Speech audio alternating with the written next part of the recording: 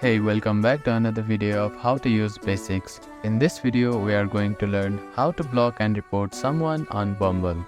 If you encounter someone on Bumble who makes you uncomfortable or violates the app's guidelines, you can block and report them. Here's how to do it.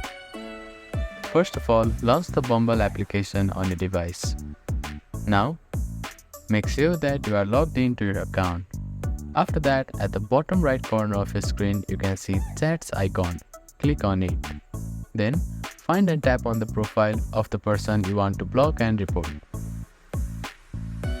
Now, at the top right corner of your screen, you can see 3 dots. Click on it.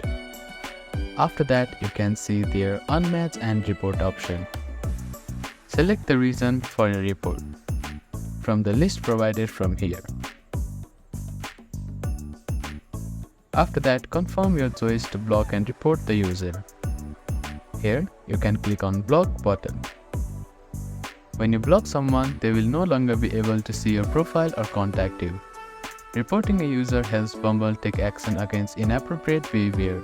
The Bumble team will review the report, and you may not receive feedback on the outcome. Another reason is your identity remains confidential when you report someone, and the reported user will not know that you have blocked them.